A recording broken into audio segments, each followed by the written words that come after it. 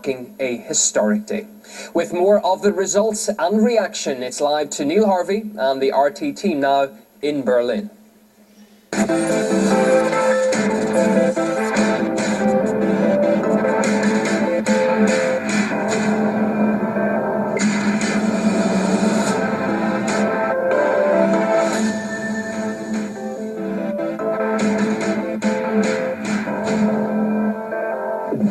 Tune in, and a very good afternoon to all of our viewers just tuning in. Whether you know or not the results of the German election, you'll find the next section interesting, I think. She's down, but she's certainly not out. Angela Merkel has secured a fourth term as the Chancellor of Germany. As expected, her Christian Democrat Party gained the most votes, but it was a lot less in terms of the percentage than they'd expected. The Social Democrats suffered what's been described as a crushing, you don't hear that too often, but it was the case here, election defeat. 20% good for some, terrible for the SPD, their worst results since the Second World War. Look at who finished in third place. The right-wing Eurosceptics, the Alternative for Germany party. For them, this election has been a major breakthrough. For the very first time, they've gained enough votes to earn seats in the national parliament.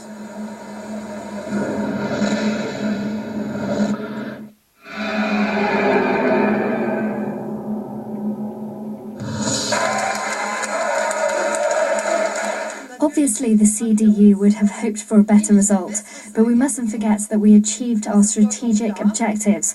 We have a mandate to form a new government, and no government can be formed against or without us.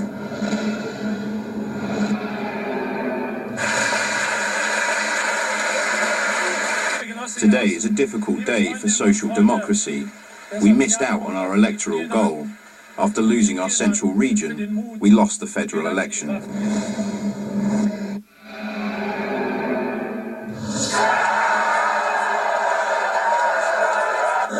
Dear friends, this is a big day in the history of our party. We've made it. We've entered the Bundestag, and we will change this country. What we achieved, what happened today at 6 o'clock, is a revolution. So we saw the senior AfD figures there celebrating. You can understand why, but there's an opposite to every action, isn't there? And this was the dismay coming from their opponents.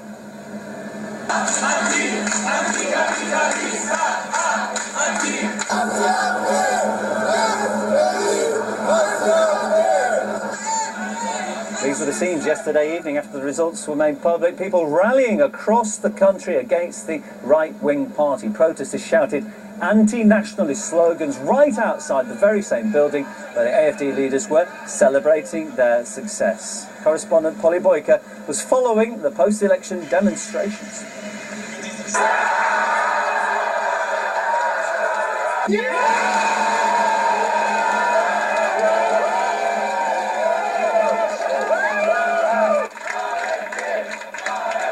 This party's story very much echoes that of the anti-establishment movement seen elsewhere across Europe. They're not happy with the immigration policy, in particular Angela Merkel's decision to let in over 1 million refugees back in 2015. They haven't been scared about being provocative and controversial.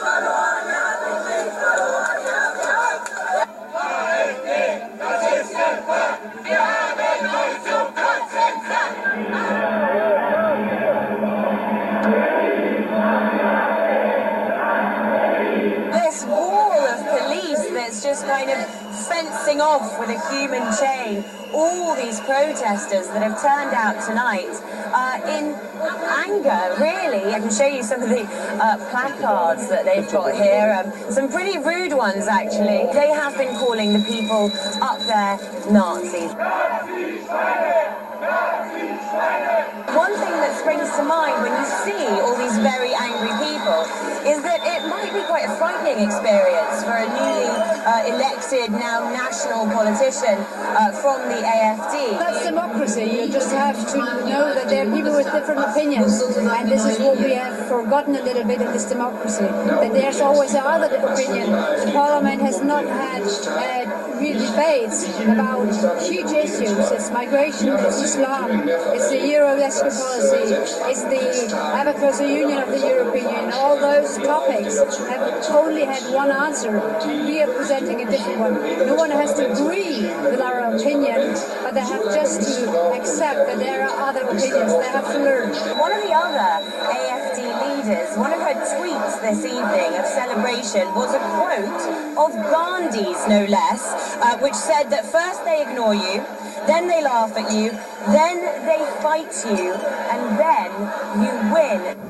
Okay, I can talk to our Berlin correspondent, Peter Oliver, joins me now. Peter, let's talk coalitions, because it's a reality in politics, isn't it, that you have to be friends with people you don't like, don't even agree with. In fact, you completely would like to strangle them at times politically, but it's a necessity. Well, when you talk about that, you almost simplify something that's so complicated this time around, because it's not just Angela Merkel doing a deal with one other party.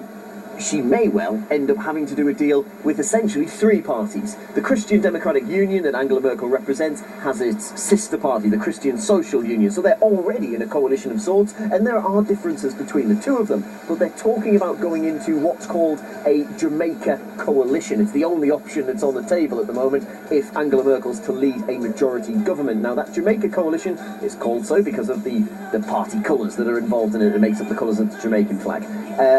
But it includes the Free Democrats and the Greens. Now, those two disagree on major issues. So they may well say, yes, we're all fine to get into power and to join in with this, and we'll take our seats in the Bundestag and we'll be on the government.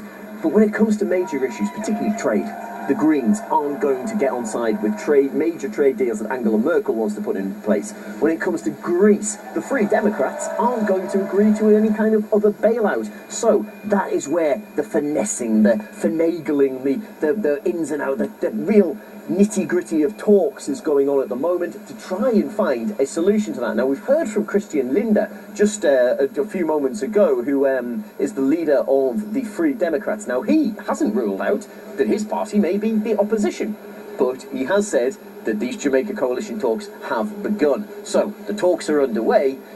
I would expect it's going to be more a case of weeks as opposed to days that we're going to see before this, and it may even run into months. Yeah, it's a necessity, isn't it, to kind of get on with people you don't necessarily like. For a lot of people, they'll understand if they just think about perhaps Christmas with the in-laws, but someone that nobody wants to do business with on a political level, it seems, party-wise, is the Alternative for Germany party. What is it about them that's made them almost a political pariah? Well, there were two parties Angela Merkel said she would not go into coalition with. One was the Left Party, the other one was Alternative for Germany. Now, they've had big news as well on Monday, just hours after they entered the Bundestag for the first time. Great results for them, around 13%.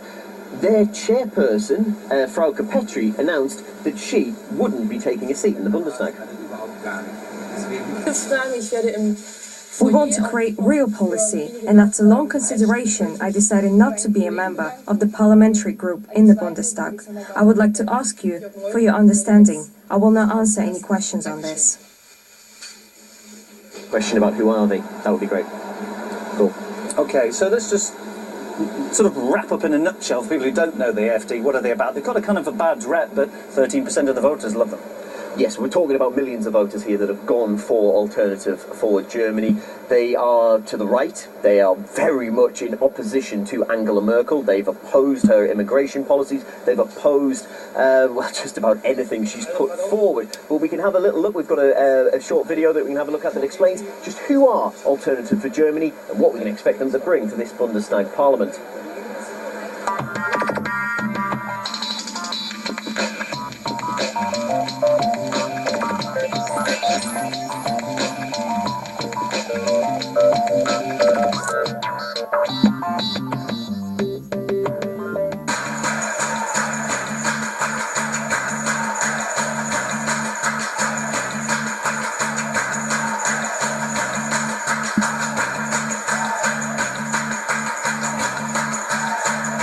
möchten nicht, dass die Scharia auf schleichendem Weg Einzug nach Deutschland erhält.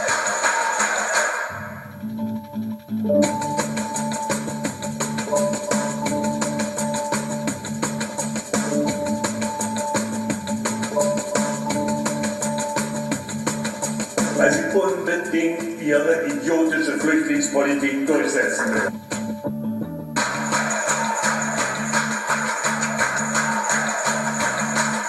Politische Korrektheit gehört auf den Müllhaufen der Geschichte. Many thanks, Peter. And let's just, I'll say goodbye to you for now, see you next hour. And let's just let the viewers at home hear the conversation that you and I had with the chairman of the AfD's Berlin branch, that's George Pastersky, and he was talking about Frauke Petry and that decision. Certainly it was a surprise that this happened today, and she didn't step down as a party leader. She will not join the parliamentary group in the Bundestag. This is something totally different. We have been surprised, certainly. On the other hand, it's her decision.